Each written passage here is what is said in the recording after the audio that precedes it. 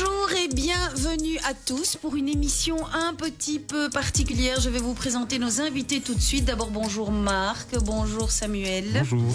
Bonjour. Alors aujourd'hui, nous avons le plaisir de recevoir le docteur David Bouillon et sa compagne Elisabeth Beffumo, infirmière.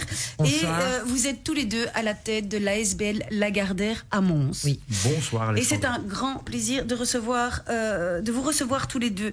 Alors, j'aimerais bien quand même planter le décor parce que Monsieur Bouillon, vous faites l'objet d'une polémique récurrente quand même depuis 2 ans. Et donc, vous nous avez demandé expressément de dire ceci à nos auditeurs. Donc, je vais rapporter vos propos. Je n'ai de conflit d'intérêt avec personne. Je ne booste ni les groupes pharmaceutiques, ni les médicaments. Je n'ai aucun avantage financier de mes prises de position et des positions médicales que je défends. Je ne suis pas non plus complotiste. Et je n'ai jamais, important, été suspendu de l'ordre des médecins. Est-ce bien exact, Monsieur Bouillon ? C'est exact. Alors, ce que j'avais envie de vous dire aussi, c'est que dans cette équipe rédactionnelle, Marc, Samuel et moi, nous sommes tous les 3 vaccinés. Nous respectons la distanciation sociale et le protocole sanitaire. Et d'ailleurs, pour être certain aujourd'hui, nous avons passé un test antigénique rapide que le docteur nous avait passé à tous les 3. Et nous sommes tous les 3 négatifs. Je pense que ceci était utile à planter le décor de cette émission. Alors, durant cette émission, nous allons bien sûr parler obligation vaccinale, reconfinement éventuel, effets secondaires des vaccins, la position des enfants, la position des soignants, et puis aussi l'Autriche qui, je cite, se soulève contre ce qu'on appelle en Autriche aujourd'hui la dictature sanitaire. On parle de tout cela aujourd'hui avec le docteur Bouillon et avec sa compagne. À tout de suite.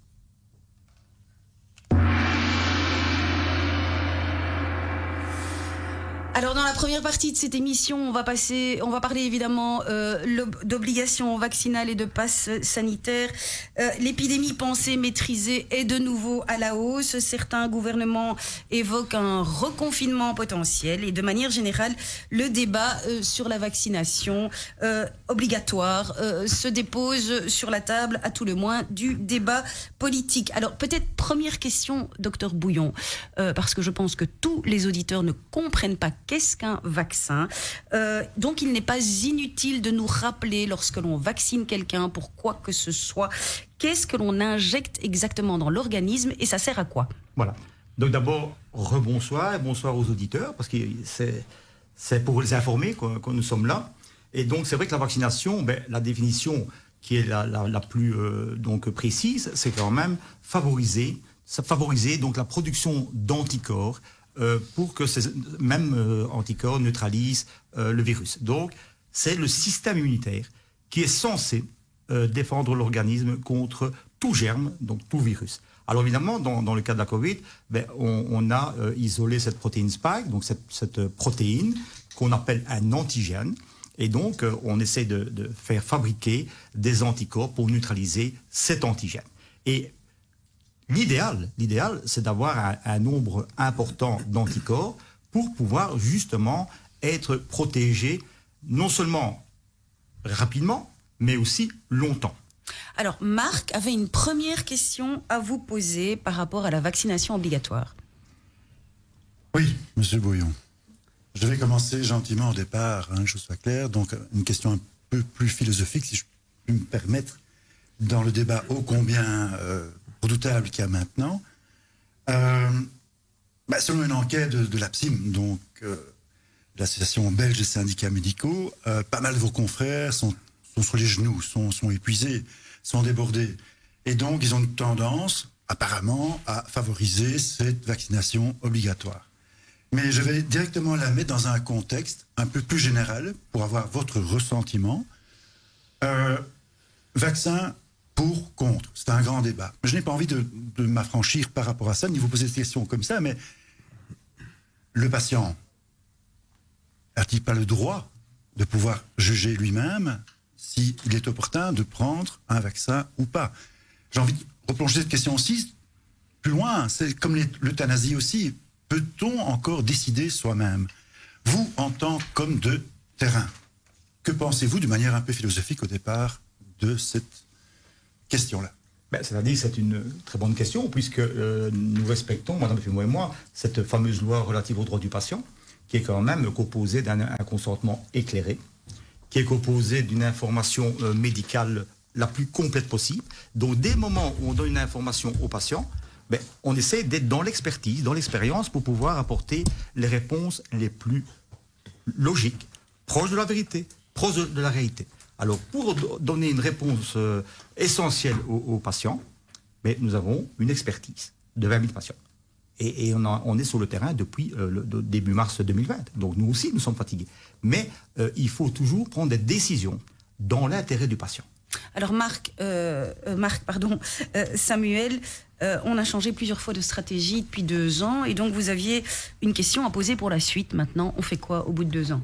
Oui, donc cette stratégie de zéro Covid semble être manifestement un échec et de nombreux pays sont confrontés à des foyers épidémiques résistants. Alors vous avez déclaré par voie de presse, je cite, « Je ne suis pas anti-vax, je suis pour une expérimentation éclairée ». Qu'est-ce que ça veut dire ? Exactement. Donc ça, c'est très important. Je ne suis pas anti-vax du tout. D'ailleurs, en tant que médecin généraliste, vous faites des vaccins aux enfants.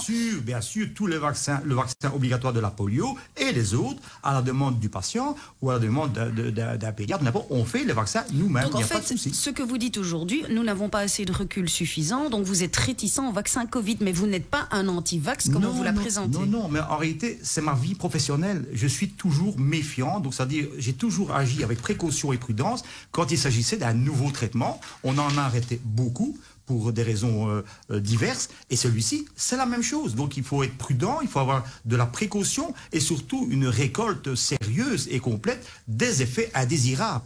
Or, nous avons quand même beaucoup de témoignages et nous avons quand même eu beaucoup de cas autour de nous où les effets indésirables étaient très graves. Et quand on a quelques effets secondaires au départ sur une convocation ou sur un document, mais qu'après on se rend compte qu'on est au-delà de ces 3 effets secondaires, 3 effets indésirables qui sont la douleur, donc les maux de tête, température et fatigue, on est dans plus d'une vingtaine d'effets indésirables. Alors ça suscite réflexion, et devant l'inconnu, devant cette absence de récolte complète des informations concernant ce vaccin expérimental, je préfère mettre les patients en prudence, en précaution simplement. Parce que j'aimerais pas qu'ils aient les effets indésirables, parce que sinon, ça peut être irréversible.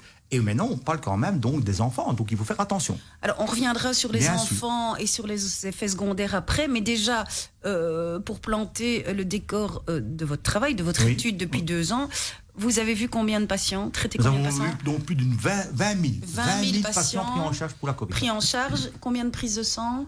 5 000. Donc 20 000 patients et 5 000 prises en charge. Et vous m'avez certifié, et je pense que vous allez publier votre étude, que vous n'avez personne qui est décédé et personne qui a terminé aux soins intensifs. À la condition que ces personnes ont été prises en charge rapidement, précocement par notre centre. Maintenant, ce qui se passe, c'est que nous avons des patients qui viennent après 10-15 jours de symptômes, avec des problèmes graves d'oxygène, des problèmes graves donc de température ou de suspicion de pneumonie. Là, le risque de pouvoir les sauver est diminué. Et là, on a déjà appelé 3 fois l'ambulance, des patients qui ont été quand même non reçus par le médecin traitant pour diverses raisons, ou par un service d'urgence d'un hôpital. Donc on devient presque un centre maintenant de services d'urgence. Alors, Marc va vous poser une question qu'on se pose tous, et je pense qu'il y a un problème de communication. On a tous l'impression aujourd'hui que quand on est vacciné, c'est le Graal, c'est le sésame. Exactement. Et au niveau des contagions, justement, c'est pourquoi nous avons fait ce petit test en début d'émission, parce que vous m'avez bien dit que même si on était vacciné, c'est pas pour ça que le test ne pouvait pas être positif. Et Marc a une question à vous poser sur la transmission, justement. Mais ici aussi, Monsieur Bouillon, je vais continuer ici dans ma lancée. Donc au départ, c'était un aspect philosophique. Maintenant, je vais venir un peu plus dans mon domaine, un aspect un peu plus politique. Donc, si j'entends bien vos propos, le vaccin n'est pas le Graal, le vaccin n'est pas le bouclier le plus parfait, loin de là. Et vous préconisez évidemment toujours, là je suis content de l'entendre aussi, un tas de gestes barrières, de faire très attention par rapport à ça. Et donc, ça me semble être quelque chose d'assez logique. Mais ma question ici est un peu plus politique, de nouveau, et c'est une question aussi que le citoyen se pose. Est-ce que ce vaccin, finalement, qu'on met sur le marché, qu'on nous demande de prendre, est-ce que c'est pas plus un vaccin politique, voire économique? En réalité, tout à fait. Et j'en suis d'autant plus convaincu que j'ai, pendant 20 mois, tenté d'essayer d'être entendu pour justement expliquer notre expertise. Et donc, ça veut dire que ce vaccin n'est pas la solution. Pourquoi? Parce que la solution, c'est d'abord la prise en charge d'une maladie infectieuse. Et donc, ça veut dire que, d'ailleurs, dans notre équipe, nous avons 2 personnes dans notre équipe à Aglin qui ont eu cette vaccination pour des raisons de comorbidité. Donc, je ne suis pas donc contre ce vaccin à 100%, mais je suis pour la prudence. Donc, ça veut dire que ces personnes-là ont eu une prise de sang avant, une prise de sang après. Il y a eu une surveillance parce qu'on est dans une vaccination expérimentale. Donc, il faut mettre des paramètres avant la vaccination en route. Je ne comprends pas comment se fait-il qu'on fasse une vaccination sans avoir fait une prise de sang au préalable. Parce qu'il y a des personnes qui ont des anticorps. Question importante, Oui. parce que je pense qu'on est un peu embrouillé à ce niveau-là. Est-ce que lorsqu'on est vacciné, est-ce qu'on en est encore contaminant ou pas? Donc, je suis vacciné, nous sommes tous les 3 vaccinés ici de ce côté de la table. Est-ce que nous pouvons transmettre quand même le virus à des tiers? Oui. Donc, en fait, le vaccin immunise une personne, Oui. mais ne vous empêche pas d'en contaminer d'autres. Exactement. Non. Il ne vous empêche pas d'avoir la maladie. Non, Oui. il n'immunise pas nécessairement. Voilà. C'est ça que je suis en train de dire. En fait, Si on vous ne nous faites pas- immunise pour, à nécessairement. mon avis, on nous a expliqué que ça nous immunisait en tout cas des formes graves de la maladie. Non. Écoutez, là, je vais quand même. C'est important ce que je vais dire. C'est Je vous important pose parce une que c'est pour les auditeurs. Oui, je vous pose Des une moments question. où vous faites une vaccination, je vous l'ai donné la définition au départ, c'est pour faire une production d'anticorps. D'accord. Si vous ne faites pas de prise de sang, si vous n'analysez pas la sérologie, comment allez-vous savoir que vous avez des anticorps? Donc, après vaccination, quelle que soit la vaccination, il est donc d'usage de faire une Indispensable. prise de sang pour doser ces fameux anticorps. Et donc, nous avons Donc, attendez, soyons clairs pour les auditeurs. Oui. Vacciné, je peux tomber malade. Exactement. Exactement. Et Et vous- même avec des formes graves. Exactement. Et Exactement. vous pouvez ne pas être immunisé. D'accord. C'est très important ce que je dis. Donc ça veut dire, par exemple, dans notre expertise, le groupe O+, protège contre la Covid parce qu'ils ont des lymphocytes T, donc cette autre immunité, mais ils n'ont rarement des anticorps. L'exemple est à côté de moi. Ça, vous me l'aviez dit hors plateau. Vous êtes de quel résus, Marc? C'est une bonne question. Voilà. Voilà pourquoi Vous on fait êtes la de prise quel sang. résus? Exactement. A+. Bon, Ah, mais comme moi. moi, je suis O positif et vous m'avez dit que les O Exactement. sont ceux qui risquent le moins. Et de faire la forme grave de Et Covid. pourquoi? Mais parce qu'en réalité, ils ont l'autre immunité, D'accord. qui est la première immunité qui se met en route, qui est l'immunité lymphocytaire. Donc nous avons des lymphocytes, qui sont ces fameuses cellules tout de suite en action, des moments où le virus arrive. Et voilà. Et donc ces personnes ont des lymphocytes très, très élevés, très, très efficaces, comme les enfants, entre parenthèses. Comme les enfants.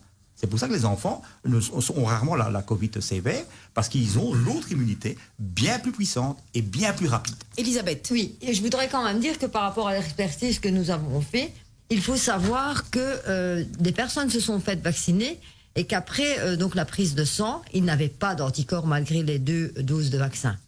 Donc ce sont aussi des gens qui n'ont pas d'anticorps. Donc, en fait, c'est des gens qui sont aussi réticents à la production d'anticorps malgré le fait qu'ils aient été vaccinés. Exactement. Ah, Et alors, je Oui, vais- Corne. 2 petites secondes. Oui, oui, Donc, je par vous en exemple, dans notre expertise, nous avons beaucoup de personnes qui ont eu 1 dose, 2 doses, sans prise de sang. Et donc, avant la 3e dose, on faisait la prise de sang et ils avaient plus de 2000 d'anticorps. Donc, ça veut dire, alors que la norme du laboratoire est de 35, ils ont plus de 2000 d'anticorps. Donc, je conseillais à ce moment-là à la patiente de ne pas faire la 3e Oui, dose. mais alors attendez, parce qu'on va être bien clair Oui. pour les auditeurs. Oui. Le but de la vaccination, c'est de produire des anticorps. Exactement. Et en fait, nous en produisons tous de manière différente, Exactement. voire Exactement. certains n'en produisent pas du tout après Tout à fait. un ou 2 vaccins. Exactement. Donc, en fait, ce que vous préconisez, c'est qu'une fois qu'on est vacciné, on fait une prise de sang pour voir la dose d'anticorps. Tout à fait. Je suis votre Tout raisonnement. à fait. Et donc, quelqu'un qui produit beaucoup d'anticorps n'a pas besoin d'un rappel de Non. vaccin. Non. Par contre, quelqu'un qui n'en a pas produit beaucoup ou pas du tout aura peut-être, lui, besoin d'un rappel. Tout à fait. Et donc, en fait, ce que vous Tout à fait. préconisez, c'est que, en fait, c'est une grille de lecture, cette prise de sang. Exactement. Et sûr. d'ailleurs, je vais confirmer ce que je vais dire. De quelle façon? C'est que dans les hôpitaux, il y a une étude qui se fait par transfusion de plasma d'anticorps. Donc, c'est-à-dire un groupe A+ peut donner des anticorps à un autre groupe A+ qui n'en a pas. Et le fameux traitement qui arrive maintenant, ce sont des anticorps monoclonaux. Donc ça veut dire, on parle toujours d'anticorps dans les traitements, mais on ne parle pas d'anticorps dans les prises de sang et dans la vérification de l'immunité. C'est quand même... Je Mais ne donc, en comprends fait, pas. ce que vous essayez de nous faire comprendre, c'est Oui. que comme nous sommes autant d'individus que nous sommes différents, Oui. le fait d'imposer une obligation vaccinale standard à tout le monde ne répond pas aux besoins individuels de chaque Exactement. personne. Ah mais oui, mais vous vous rendez compte les conséquences au niveau discrimination. Donc vous avez des soignants qui risquent maintenant d'avoir une vaccination obligatoire, alors que comme moi, qui ai des anticorps, ou comme une autre qui a des anticorps, on va demander à un soignant de faire une vaccination en ayant des anticorps. Alors, attendez, parce que là aussi, question. Si j'ai beaucoup d'anticorps, Oui. que je suis bien protégée, Oui. si on me fout un vaccin, si on me Oui. vaccine, est-ce que je risque d'avoir un effet délétère, d'être surdosé en anticorps En ou réalité, pas notre expertise prouve que si on a eu la Covid avec des anticorps et après il y a une vaccination qui arrive, il y a une perturbation de l'immunité. Et donc attention au cancer, attention aux maladies auto-immunitaires, attention au dérèglement de l'immunité. Parce qu'on agresse à ce moment-là le système immunitaire. Donc, quand vous boostez trop l'immunité, Ah vous oui. risquez de la Ah dérive. oui. C'est la raison pour laquelle plusieurs médecins, plusieurs spécialistes évoquaient l'idée de, s'il faut donner une dose supplémentaire, de ne donner qu'une dose partielle. Ou des Exactement. demi-doses. D'ailleurs, en C'est ce France, que Yves Copiters disait la C'est ce semaine qu'il- passée. d'ailleurs en France, quand on a une dose de vaccin, on peut faire à ce moment-là sa sérologie. Et si on a des anticorps, on est épargné de faire la deuxième et la troisième dose. Alors, pourquoi fait-on ça d'un pays et pas dans l'autre? Donc voilà, c'est pour ça que je demandais d'être entendu, pour pouvoir expliquer que il faut quand même être prudent dans la vaccination d'une part, mais si maintenant la vaccination tente de produire des anticorps, ou veut produire des anticorps, la moindre des choses, c'est de faire une prise de sang Mais et de veiller à ce que les anticorps soient bien là. S'ils ne sont pas là, alors on peut continuer peut-être la deuxième dose en surveillant les paramètres, en surveillant. Mais vacciner sans la prudence de dire on va faire une prise de sang pour voir si vous avez des anticorps après la première dose, moi je pense que c'est pas ça que je vais conseiller aux patients. Mais donc, en fait, ce que vous êtes en train de dire avant déjà la première interruption pub, c'est que, en fait, une lecture uniforme, à savoir nous envoyer tous au fast-food pour recevoir tous notre même dose, n'est pas conforme et n'est pas adéquate au corps humain de chacun. Non. On a besoin, en fait, et on en reparlera après la coupure pub, et c'est pour ça que vous êtes contre aussi l'auscultation À distance. ou Exactement. numérique. Il faut revenir à cette proximité avec son médecin généraliste pour avoir un traitement Vous individualisé. savez, on dit que je suis bizarre, mais vous savez, je suis pas bizarre. C'est parce que j'ai vécu l'HIV, donc il y a quand même 20-30 ans. Et pourtant, quand un patient était HIV, on disait il était séropositif. Donc ça veut dire qu'il avait des anticorps lorsqu'il avait l'HIV. Pourquoi, dans cette Covid, ne dit-on pas séropositif aussi? Ça veut dire que dans notre expertise de 20 000 patients, nous avons beaucoup de patients qui ont beaucoup d'anticorps. On ne dit et pas longtemps. séropositif, mais on dit asymptomatique. C'est Non, la même séropositif, ça chose. veut dire qu'on a des anticorps dans le sang liés à la D'accord, maladie. Donc d'accord. un séropositif HIV peut être un séropositif Covid aussi, puisque ça veut dire qu'il y a une positivité des anticorps liés à une maladie bien précise. Or, on sait qu'avec le HIV, on peut être séropositif et ne pas être malade. Enfin, ne pas développer la Exactement, maladie. exactement. Donc, on peut être plein d'individus à être séropositifs. Nous avons notre Covid. petite fille qui a 200 d'anticorps. Elle a 200 d'anticorps. Elle a fait la Covid de manière asymptomatique, mais donc elle a des anticorps. Donc vous comprenez bien que je vais pas, on Oui, va pas la aidez-moi un vacciner. peu, parce qu'entre 200 et 2000, c'est beaucoup pour un Non, enfant, vous 200. pouvez dire que la Non, mais norme- 200, c'est beaucoup pour un enfant. Ah oui, parce que la norme c'est 35. D'accord. Vous savez, nous avons dans notre expertise des personnes qui sont vaccinées et qui ont 10 d'anticorps, donc ils n'ont pas d'anticorps. D'accord. C'est notre expertise qui dicte. Et on ne sait pas notre savoir façon. pourquoi certains ont. Ah non, en réalité, c'est la présence d'anticorps. Vous savez, Chaque corps humain est différent. l'auditeur, je vais lui expliquer à l'auditeur. Si l'auditeur est diabétique, ça veut dire qu'il doit mettre de l'insuline. Mais qu'est-ce qu'on fait? On surveille le sucre par des prises de sang ou par des tests au bout du doigt. Et on dose le quantifient. sucre. Et on donne la quantité d'insuline par rapport au sucre qu'il y a dans le sang. Et bien ici, c'est la même chose. Pourquoi, depuis 20 mois, ne faisons pas des prises de sang pour doser Individuelles. les anticorps?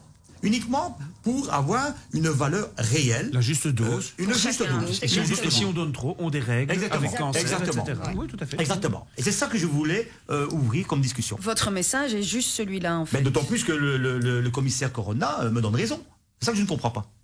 Il vous a donné raison quand? Il m'a donné raison donc en juin 2021 quand j'ai fait une conférence de presse concernant justement cette prise de sang pour doser les anticorps. Parce qu'à ce moment-là, on en avait déjà une étude assez sérieuse et assez complète pour justifier pourquoi je demandais où nous faisons le dosage des anticorps.